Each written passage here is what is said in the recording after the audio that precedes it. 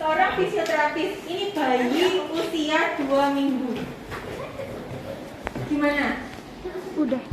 Yang mau teman-teman lakukan seperti apa? 2 minggu. 2 minggu. Posisinya? Ya udah.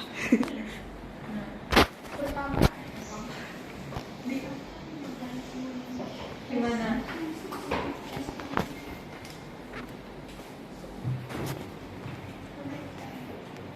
Oh, bentar lagi kan magang loh. Kalau ada magang lagi semester 7. Asesmennya gimana?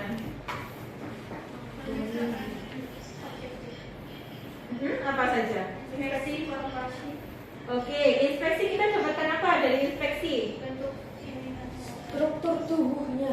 Struktur tubuhnya, berarti analisa dari posturnya. Ya. Dia ada apa? Abnormalitas dari struktur anatominya di bagian upper extremity dan lower extremity. Uppernya dari mana?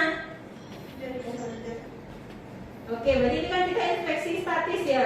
Berarti jadi shoulder, elbow, dan wrist. Ya kan? Dia ada abnormalitas shoulder, elbow, dan wrist. Ya, kita lihat dia ada aduksi tadi, ya kan? Ada aduksi, internal rotasi. Terus ini elbownya dia ekstensi. Ininya palmar fleksi, ya. Overriding finger. Oke, terus kemudian kaki juga, gitu ya, disamakan juga hipnya, ya. Kemudian, oke, di hipnya dia aduksi, internal rotasi, kemudian dia hiper ekstensi, kemudian di sini ada apa namanya? FRC, kemudian clubfoot itu tadi ya. Terus kemudian dia ada apa lagi? Inspeksi bisa kita lihat apa lagi? Oke, boleh. Iya? Kalau dinamisnya itu menggerakkan. Oke, menggerakkan berarti berkaitan dengan perkembangannya kan. Nah, berarti terkait perkembangannya. Misalnya dia bisa apa nih? Apakah dia diam saja? Kalau misalnya bergerak, dia gerakannya seperti apa? Nah, itu ditulis. Ya, misalnya dia bisa misalnya fleksi. Ya, tulis fleksi shoulder misalnya. Dia bisa miring ke kanan, ya udah tulis aja. Miring ke kanan. Dia posisinya gimana? Ya berbaring telentang. Ya sudah tulis seperti itu. Itu inspeksi. Statis. Kalau dinamisnya dia gerakannya ya, lebih ke gerakannya. Oke, inspeksi sudah. Kemudian palpasi. Palpasi apa saja yang didapatkan? Atrofi tidaknya, Oke, atrofi atau tidak? Terus? panjang kan tadi katanya kalau ada itu panjangnya selalu berbeda antara. Oke, berarti kalau di bawah panjang tungkai ya. Kalau di atas ya ini apa namanya terkait untuk lengan itu disamakan antara yang kanan dan kiri, bisa diukur ya. Oke, kanan kiri. Tapi itu apa sih? Antropometri ya. Kalau itu antropometri. Itu antropometri menggunakan midline itu untuk mengukur panjang pendeknya antara kanan dan kiri. Kalau di bawah tungkai. Terus selain itu apa? Inspeksi, palpasi tadi palpasi ya sama palpasi. Suhu boleh. Kontraktur, spasme. Iya, kontraktur, spasme, tonus otot. Caranya gimana? Kalau untuk tonus otot pakai apa? Palpasi kan? Oke, dia spasme nih. Spasme. Terus ada tadi, dia kontraktur misalnya kan? Bisa ada odem, tapi kemungkinan kecil ya kalau untuk odem ya. Kayak gitu. Nah, misal sudah tuh dilihat, ternyata ada spasme, ada pas dipalpasi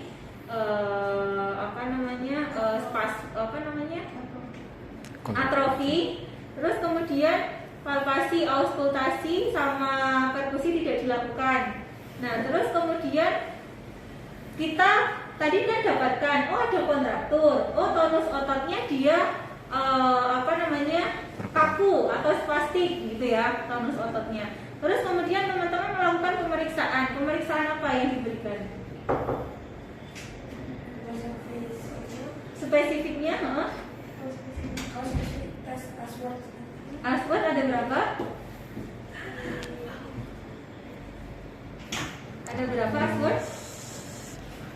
Lupa. Berapa mas kameramen? Lupa, Bu. 6. Terdiri dari 1. 0. 1, 2, 3. Kalau 0 gimana? 0 gimana? Kita tahu. Tidak ada tonus. Tidak ada tonus ya, tidak ada tonus. Itu 0. Kalau 1 Ada tonus. ada tonus. Peningkatan tonus ditandai dengan kekerasannya tahanan minimal pada akhir LBS. Oke, caranya gimana, Mbak? Caranya gimana? 1 untuk mulai 1. Benar pengertiannya tadi, ada tahanan di minimal ya, di akhir. Betul. Gimana caranya kita untuk mengetahui?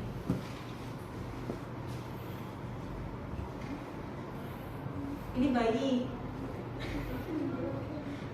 gimana?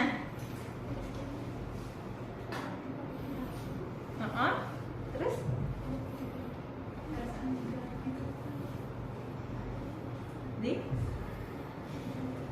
Oke, jadi digerakkan. Nah, ini kan susah ya, seperti ini, ya.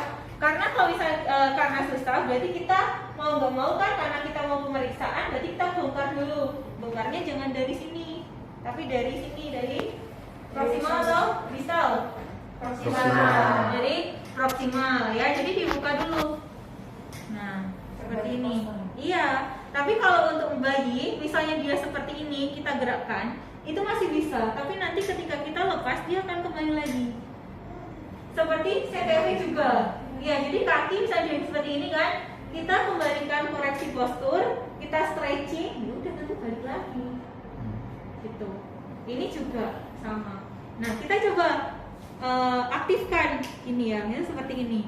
Dia bisa. Kalau tadi kan 0 kan nggak ada ya, tapi dia bisa digerakkan, tapi nggak ada tonus, gitu. Nggak ada tonus, pokoknya lemah gitu. Nah, kalau misalnya 1, ya berarti dia digerakkan seperti ini. Nah, ketika di akhir pergerakan, ya dia ada tahanan, gitu. Ketika saya mau gerakkan sini, dia melawan. Coba lawan. Nah, di akhir, lawannya di akhir, ya dia ada perlawanan. Itu 1. Kalau 2 gimana? Sama, tapi diikuti dengan adanya tahanan minimal sepanjang sisa LBS. Tahanan Sendi mudah digerakkan. Oke, jadi untuk cara teman-teman memahami ya. Nah, jadi tadi coba digerakkan.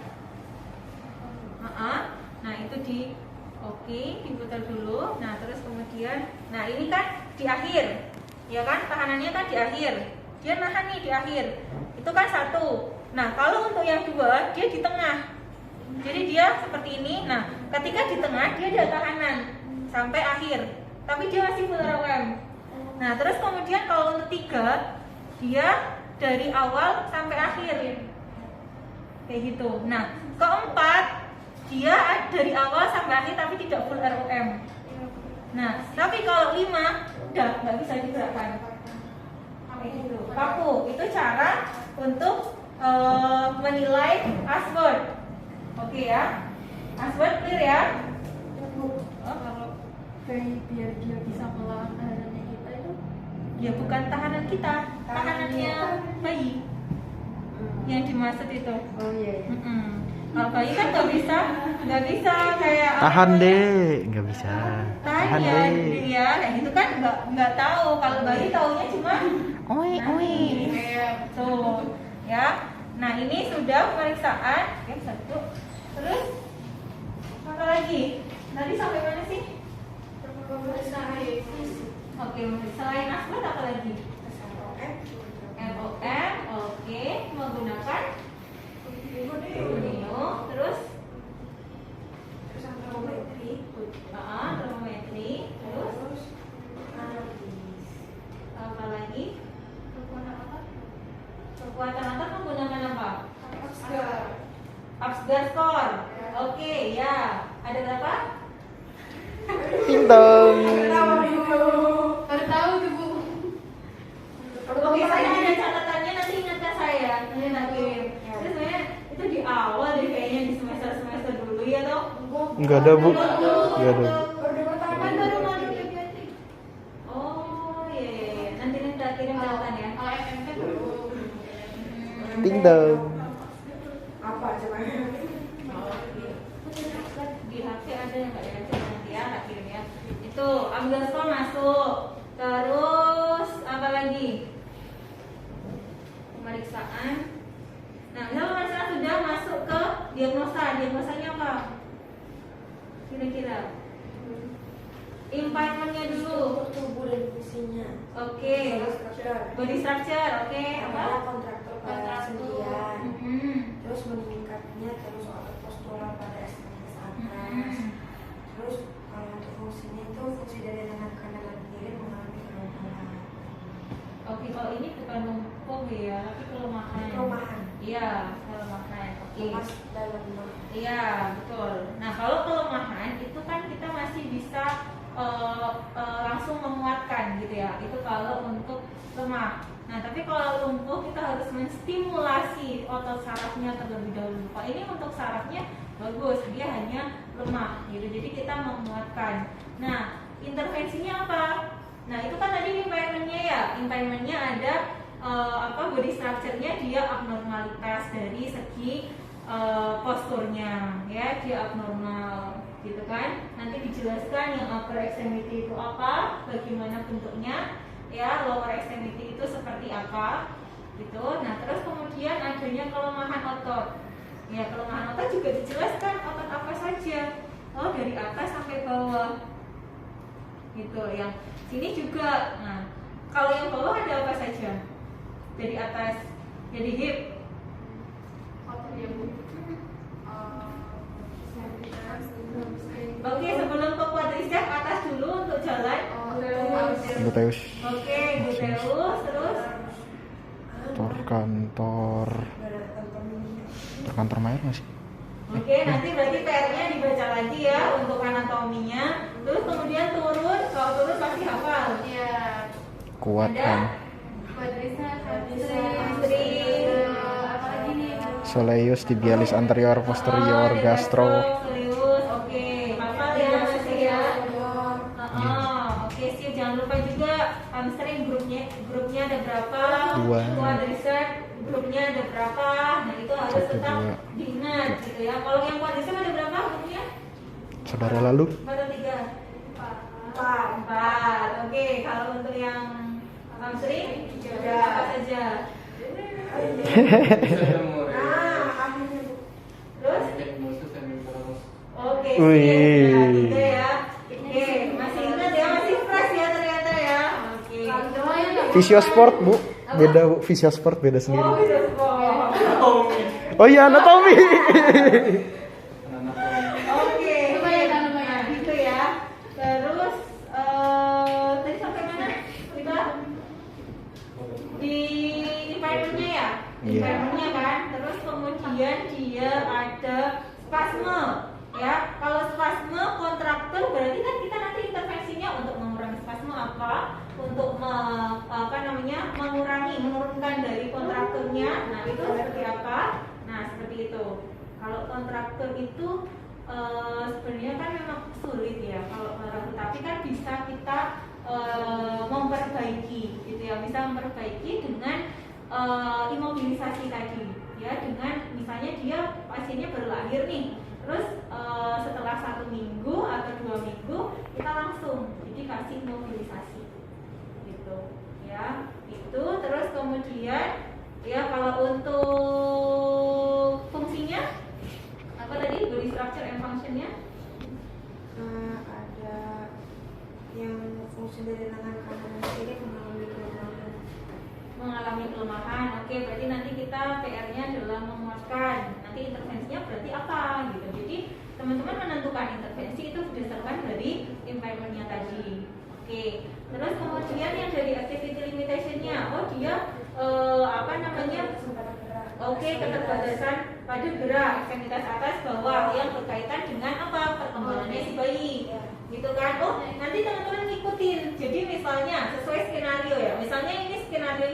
adalah bayi usia 6 bulan. Berarti dia perkembangannya ketika 6 bulan dia seharusnya itu sudah bisa apa?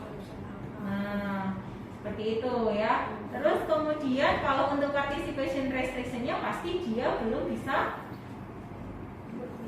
bermain kan, terkait apa? Sosialnya kan? Kalau untuk participation restriction-nya. Nah, seperti itu. Nah, terus kita ke rencana intervensi atau intervensinya kita bisa berikan apa? Sesuai dengan yang tadi impairment-nya tadi. Dia ada apa? Kontraktur itu kan keluhan yang utama. Ya, kontraktur. Teman-teman mau kasih apa nih? Kontraktur nih. Manipulasi. Apa? Apa? Manipulasi. Manipulasinya gimana? Mungkin ya nggak kertak juga sih. Gimana? Ada yuk satu contoh. Yuk coba.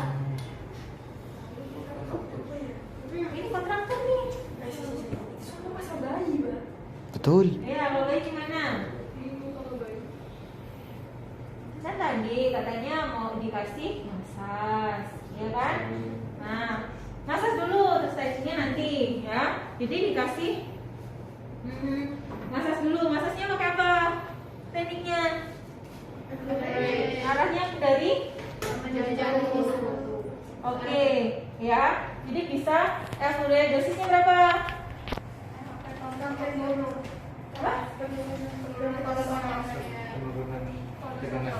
Oke, sampai menurun tonus otot. Berarti harus ada evaluasi ya. Tadi misalnya pakai asot dia nilainya berapa?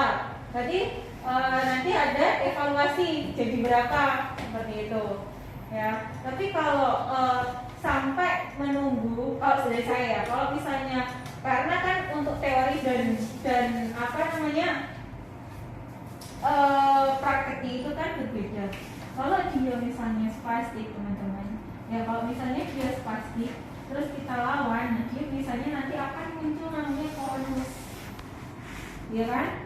Misalnya di kaki, ya seperti tadi teman-teman kan tadi sudah belajar. Misalnya dia seperti ini, ya. Nah, terus kita mau kembalikan ya posisi anatomis. Kemudian kita stretching seperti ini, ya. Kita stretching. Nah, dia kan melawan dari abnormalitasnya. Nah, ada yang dia muncul klonus. Nah, klonus itu apabila kita lawan, kita stretching seperti ini, nah dia akan seperti ini. Kayak gitu. Dia melawan. Jadi, kalau menurut saya susah kalau kita mau menunggu tonusnya dia akan stabil. Ya, apalagi di rumah sakit antrian banyak pasien seperti itu. Ya, jadi kita pelan-pelan. Jadi walaupun ada tonus sebenarnya nggak apa-apa, nggak masalah. Jadi kita stretching. Nah, ini kan otomatis nanti akan kembali lagi. Nah, kembalinya itu tidak kayak kita normal gini, enggak, tapi kembalinya gini. Kayak gitu. Iya, kayak getar, kayak tremor kayak gitu. Itu ya. Nah, rilisnya ya sebenarnya dosis itu kan beda-beda ya. Ada yang 2 sampai berapa? 5 kali ya. Iya, 5 repetis. 3 sampai 5 kali pengulangan 3 set. Ya, 1 setnya itu kan 5 tadi. Nah, terus 3 kali. Jadi 5 kali 3 12 gitu. Ya. Tapi terkadang namanya teknik itu kan berbeda-beda ya. Yang seperti ini 1 2 3 4 sampai sini ya. Ya, sampai persendian. Ya, seperti ini. Terus kemudian sini. Ya. Terus baru sini. Nah, nanti kalau untuk yang di tendonnya seperti apa? Kita kasih tendon cut. Jadi seperti ini di persendiannya. Ini ya. Nah, tendon cut. Oke, boleh seperti itu. Ya, di sini juga sama. Ya, sini juga boleh. Ya, sini juga. Nah, kalau di ini dia di mana? Di belakang, di poplitealnya.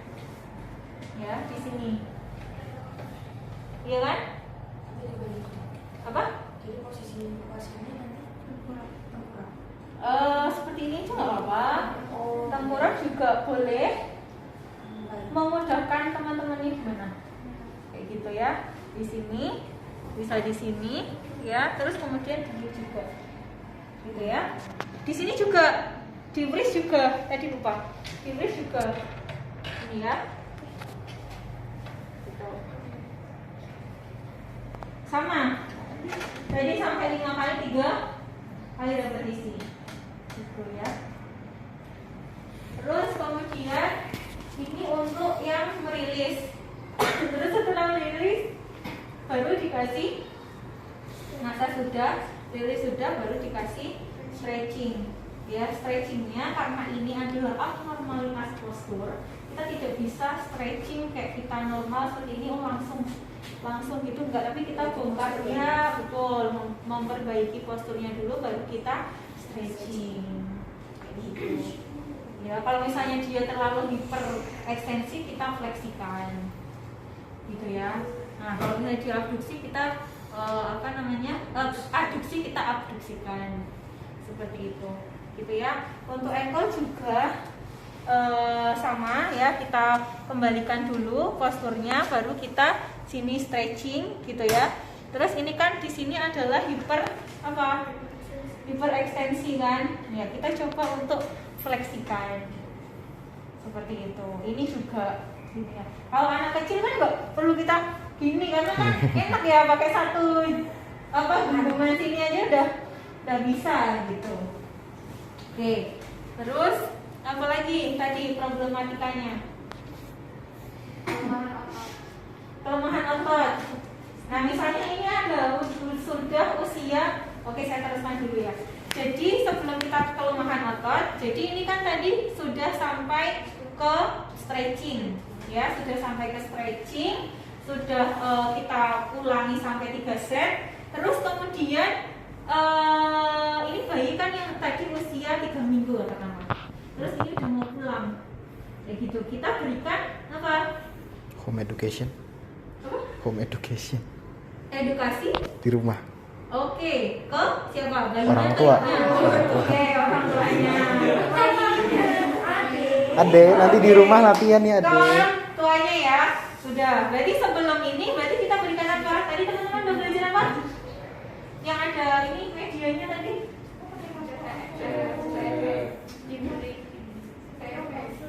PST itu kan nama kasusnya. Ankle, foot, orthosis, ya. Nah, sebenarnya itu tadi saya mau pinjam, itu kan medianya terbatas. Terus saya mau ambil gips. Nah, gipsnya itu ternyata udah kadaluarsa, jadi sudah dibuang. Ya, jadi kita ya nanti pakai ya bisa lihat kayak video gitu ya. Coba nanti kalau ada yang belum dibuang, saya cuma buat sampel sih nggak apa-apa ya. Nah, itu pakai air nanti gitu, jadi seperti perban, terus dililit di kaki, tangan juga bisa gitu. Itu seperti yang di jurnal ada nggak ya tadi ya? Kalau nggak salah tadi saya sudah share itu ada contohnya. Nggak apa-apa, kita seadanya aja dulu. Nah, itu ketika dia sudah kita berikan massage, rilis ya, tendon guard, kemudian bongkar postur, stretching dan lain sebagainya, kita kasih imobilisasi. Imobilisasinya bisa menggunakan gips. Ya, gipsnya itu follow up-nya setiap berapa kali?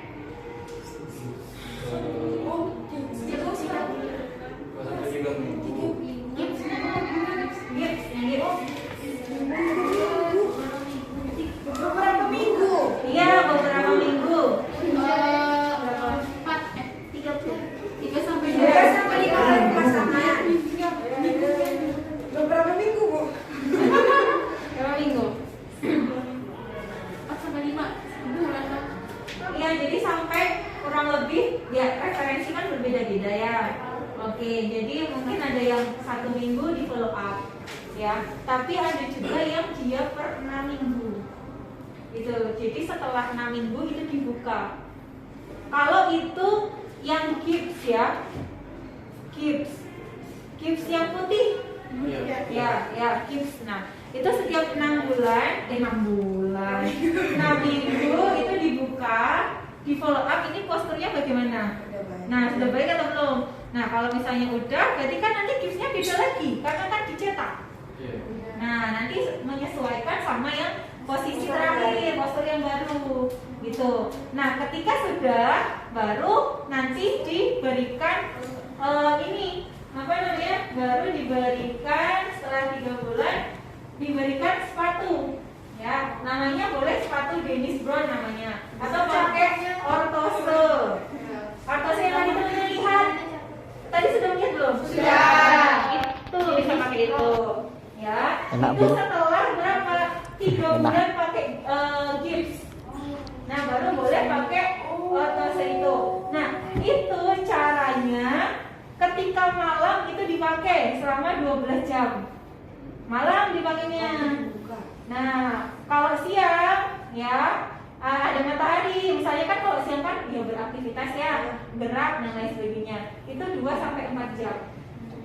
Ya, Apa tetap dipakai, Bu?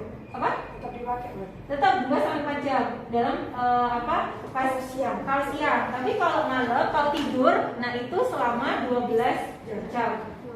Jadi dalam 1 hari itu dia pakai ortose 14 sampai 16 jam. Gitu, ya. Terus kalau untuk di shoulder seperti ini, apa namanya, brace yang di apa namanya, yang disanggah tergantung dari posturnya, ya, tergantung dari posisinya, ya, itu kita sesuaikan, gitu. Terus kemudian kenapa seperti ini? Teman-teman sudah belajar MLPP sama CPP. Jadi posisi seperti ini adalah maksimal loss weight positionnya. Ya, jadi ketika dia sudah seperti ini, kan kalau tadi kan gimana? Internal rotasi, ya kan?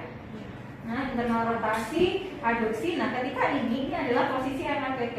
Ya walaupun nanti dia posisinya seperti ini, masih ada PR kita, gitu ya. Kita exercise lagi, ya kita membuka lagi. Tapi setidaknya dia sudah bisa posisi MLPP, gitu. Ya, terus kemudian koreksi postur sudah, massage, stand down, release sudah, stretching, ya. Oh iya, metode Corsetti tadi kita belajar metode Corsetti. Yes, jadi pemasangan Gibbs juga ya, kayak gitu. Oke, sip. Terus kemudian sebenarnya emangnya tuh dipraktekin yang Corsetti itu, cuman udah kadaluarsa itu tadi udah dibuang sama Bu Oli. Kok bisa kadaluarsa? Iya, karena jarang lama nggak dipakai. Gitu, kan ada kadaluarsanya. Itu pakai air, asik sebenarnya belajar itu. Ya kayak ini loh bentuk kaki. Jadi kayak perban tapi dibasahin terus di gitu. Apa? Gitu. Iya, nanti lihat ya. Ya, Bu. Oke, Alvo Gibbs sudah. Ya, nanti sepatunya Pasiennya kabur. Sepatunya hampir sama seperti aku. Ya, sepatunya hampir sama seperti aku yang Dennis Brown itu. Ya. Terus kemudian apabila sudah dilakukan beberapa kali, sudah dilakukan beberapa treatment ini ya, sampai beberapa bulan, kalau memang dia hasilnya tidak signifikan, tidak membaik, ya, itu bisa dilakukan operatif. Gitu. Nah, surgery atau tindakan konservatif dengan apa? Ya rujukan dari dokter. Gitu. Karena kita hanya berfokus pada Recovery. movement and function. Oke, gitu ya. Terus ya berat dan fungsi. Nah, terus kemudian setelah teman-teman berikan intervensi gitu ya. Nah, kemudian teman-teman membuat tabel ya itu untuk reevaluasi. Kalau misalnya teman-teman baru menangani pertama, berarti kan tidak perlu evaluasi. Evaluasi nantinya di hari kedua. Nah, pertemuan kedua. Ya kayak gitu. Nanti dibuat sesuai dengan pemeriksaannya. Pemeriksaan di awal apa? Asbor. Berarti kan ya evaluasinya harus pakai asbor. Kayak gitu. Ada yang ditanyakan? Mudah kan? Mudah kan? Asik, udah menyenangkan. Ada yang ditanyakan? Ada yang sulit dimengerti?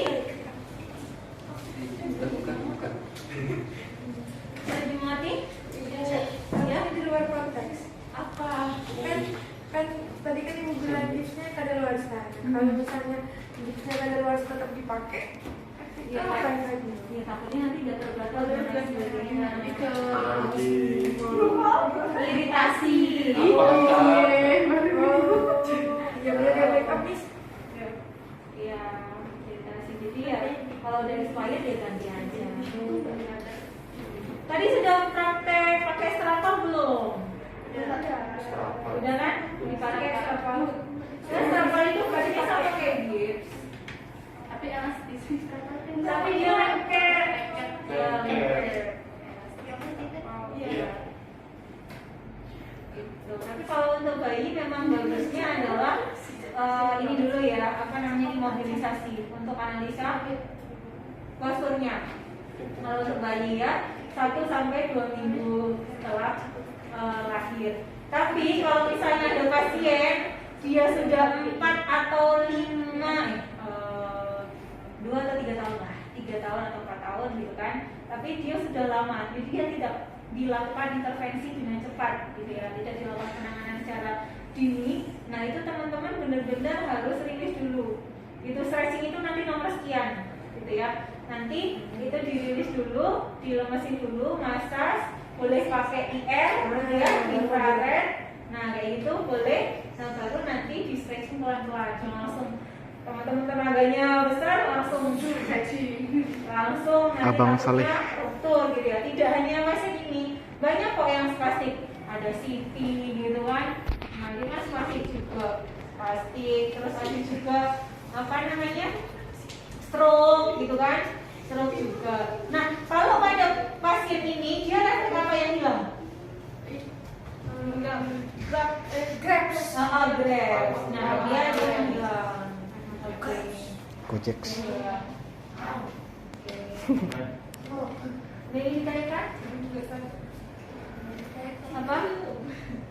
Ada yang didapat enggak? Ada. Ada.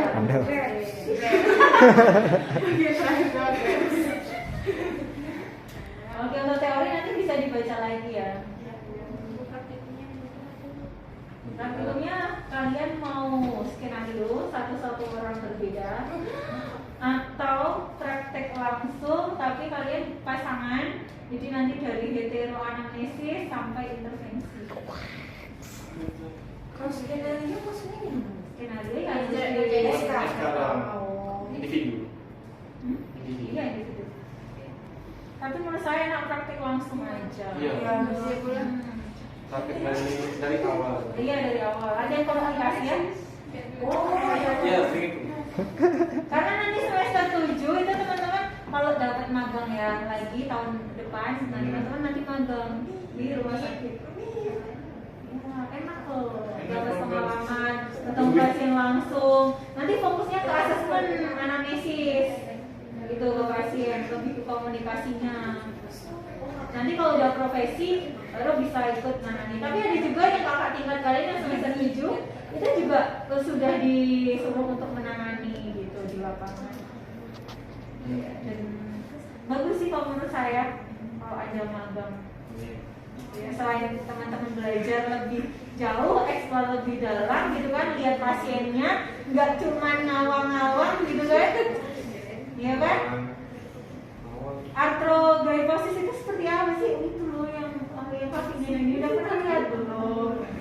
Kalau di lahan kan misalnya nih teman-teman fokusnya di stase pediatri, tapi kan tidak hanya pediatri yang dilihat, ada muskulo, ada neuro. Cukup ada yang ditanyakan? Videonya jangan lupa dilihat ya, ditonton ya. Dia benar-benar dari bayi. Nah untuk prognosisnya, kalau untuk prognosisnya itu sebenarnya tergantung dari penanganannya. Kalau dia penanganannya dari dini, coba lihat teman-teman yang di video, itu di kakinya itu bisa bagus sesuai dengan anatomisnya seperti kita. Karena memang dari awal dia intervensinya. Tapi kalau memang dia telat, ya udah pasti dia akan buruk. Dan untuk fungsionalnya harusnya dia bisa baik, tergantung dari terapisnya juga. Gitu. Jadi nanti tambahan lagi untuk alat. Itu kita bisa menggunakan apa, alat bantu apa lagi? Kira-kira untuk latihan jalan. Baby walker. Apa? Baby walker. Oke, mungkin kalau bayi kan memang belum bisa, kita fokusnya adalah ke imobilisasinya ya. Tapi kalau sudah mulai 1 tahun ke atas, kita bisa menggunakan walker, gitu ya. Walker, ada yang walker yang untuk anak kecil yang ada rodanya, gitu kan. Nah, dia bisa jalan. Nah, terus kemudian kelemahan otot tadi, penguatan ototnya bagaimana? Gimana penguatan ototnya? Kan dia ada kelemahan. Gimana? Dirangsang. Gimana? Dirangsang. Rangsang menggunakan apa? Mainan. Mainan? Bisa, Bu. Kalau baby walker kan ada 2 jenis, Bu. Ada yang di depan gitu, ada yang satu laginya kan di pinggang. Mungkin yang di pinggang bisa buat ke bawah, Bu. Oke, ya selain itu bisa juga pas jalan tuh selain itu Dia kasih beban. kasih beban menggunakan apa? Benar. Ada iya, aku pernah lihat itu. Apa namanya? Di tempelin kayak gitu loh. Iya, dikaitkan. Apa namanya? Sandbag. Sandbag. Ada Jadi dia bisa diikatkan. Nah, itu untuk latihan penguatan. Jadi secara tidak langsung kan teman-teman nggak harus, teman-teman kan latihan sudah pernah latihan exercise apa saja. Ada apa, resisted, ya kan? Ya, kalau resisted kan dibantu ya. Nah, resisted tahanan gitu kan. Nah, kalau anak kecil kita suruh gimana? Tahanan kan sulit. Ya sudah, kita kasih beban aja. Ketika jalan kan dia secara tidak langsung sudah melawan beban itu. Gitu ya. Apalagi yang kurang kira-kira? Yang belum kita bahas. Ini nggak ada penghapus ya? Nggak ada Ini pakai tisu. ada kan? Itu ada Bu. Itu ada Bu. Oh gitu. Foto dulu. Nanti dihapus ya. Ya. Oke. Saya ini ditanyakan enggak? Edukasi untuk orang tuanya Bu. Edukasi. Program. Untuk keluarganya, edukasinya. Kira-kira teman-teman mau edukasi apa? Kalau misalnya ada nih ibu-ibu yang dia anaknya gangguan MC di rumah, gimana? Suruh tidur aja? Tegain. sering diberkahi. Ditegain, Bu. Tegain. Ditegain, itu gimana? Dibiarin tega, Bu, orang tuanya biar nggak kasihan. Oh iya betul. Jadi jangan memanjakan, ya. Jangan memanjakan anak. Jadi ini kita ikuti sesuai dengan perkembangan si anak. Perkembangan ya. Kalau pertumbuhan insya Allah ini tidak ada pengaruhnya dengan pertumbuhan. Tapi kalau untuk perkembangan, apabila ini tidak distimulasi, ini nanti akan berpengaruh. Gitu. Jadi ibunya ini terkait mental sih ya, terkait mental. Ada yang orang tua yang tidak, mungkin belum bisa menerima, ada yang sudah bisa menerima dengan kondisi anaknya, misalnya seperti itu. Nah, tapi kadang ada, oh jangan, kasihan, oh jangan seperti ini, kasihan, padahal ini harus dilatih seperti ini gitu ya. Nah, biarkan anak itu berkembang sesuai dengan perkembangan di usianya. Jadi misalnya ini kan anggaplah kalau misalnya 1 minggu atau 2 minggu setelah lahir gitu ya, sampai dengan pemasangan Dennis Browning ini, itu kan paling enggak kan ya 1 tahun gitu ya. 1 tahun itu kan anak harusnya sudah bisa rambatan, berjalan gitu ya. Ya sudah, ketika dia dipakaikan sepatu ini, untuk orang tua menstimulasi ya, melatih dari jalannya seperti apa gitu ya, dari rambatan gitu ya, atau pakai yang dorongan tadi yang bisa dilingkarkan tadi ya. Nah itu bisa pakai itu gitu. Terus biasanya juga kalau di rumah sakit kan ada ya disediakan, misalnya mau beli ini atau apa gitu kan, ada bagiannya sendiri. Nah itu biasanya diinfokan. Atau biasanya juga disarankan untuk membeli perlengkapan seperti AVO, sepatu dan lain sebagainya. Itu biasanya ada. Atau sandbag. Nah ibunya juga dikasih tahu. Ibunya kan pasti juga menemani toh ketika diterapi. Nah setidaknya apa yang sudah tadi terapis lakukan untuk bisa diulangi lagi di rumah. misalnya seperti itu. Gitu. Tapi terkadang karena saya kan dulu pernah di yayasan penyandang anak cacat ya, itu di sana itu memang rata-rata adalah yang membawa bukan orang tua kandungnya. Jadi yang membawa adalah seperti babysitternya, jadi pengasuhnya. Jadi ya kalau pengasuh ya mungkin beda ya, anak sendiri dengan ibu sendiri dengan pengasuh. Ya sudah datang ya anaknya didudukkan, ditinggal keluar, sudah nanti sudah selesai ambil bawa pulang gitu. Jadi berbeda antara perhatian ini ya, terkait perhatian antara yang memang diurus oleh ibunya sendiri dengan yang tidak. Jadi kalau memang edukasi, kalau menurut saya walaupun itu yang bawa adalah bukan dari ibunya, seminggu sekali lah kita harus follow up dengan orang tuanya seperti itu. Karena kalau untuk yang menjaga itu pasti dia di situ hanya kerja saya adalah menjaga anak ini. Ya udah saya jaga, udah selesai kerjaan ya saya pulang, nggak ada. Berbeda lah antara ibu ya dengan pengasuh seperti itu. Jadi kita benar-benar kalau edukasi adalah kalau menurut saya itu langsung ke orang tuanya. Karena kalau anak seperti itu memang harus membutuhkan perhatian lebih. Itu berbeda dengan kita karena itu adalah anak yang istimewa seperti itu kan. Gitu.